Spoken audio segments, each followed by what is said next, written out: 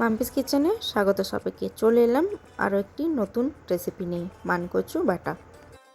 প্রথমে কচুটা ডুমো ডুমো করে কেটে নেব। তারপর একটা লেবুর রস মাখিয়ে জলে আধা ঘন্টার জন্য ভিজিয়ে রেখে দেবো। এতে খাওয়ার সময় আর গলা চুলকাবে না। এরপর জল থেকে কচুর টুকরোগুলো তুলে নিয়ে ভালো করে ধুয়ে গ্রেট করে নেব।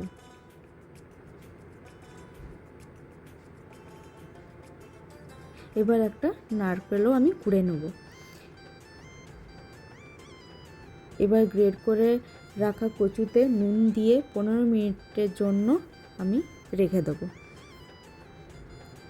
এই ফাঁকে সাদা সর্ষে, কালো সর্ষে, কয়েকটা রসুনের কোয়া, কাঁচা লঙ্কা আর কোড়ানো নারকেলটা শিলনোড়াতে আমি ভালো করে বেটে নেব। এবার 15 মিনিট পর একটা কাপড়ে কচুটিকে তুলে নিয়ে ভালোভাবে চিপে চিপে সব জল ঝরিয়ে নেব। এখন শিলনোড়াতে কচুটাকেও ভালোভাবে বেটে নেব।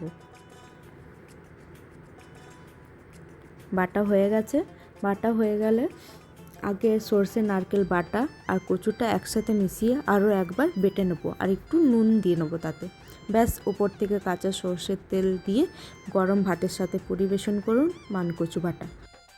একবার এইভাবে করে খেয়ে দেখুন, খুব ভালো লাগে খেতে। ভিডিওটি ভালো লাগলে লাইক, শেয়ার, সাবস্ক্রাইব করে দেবেন।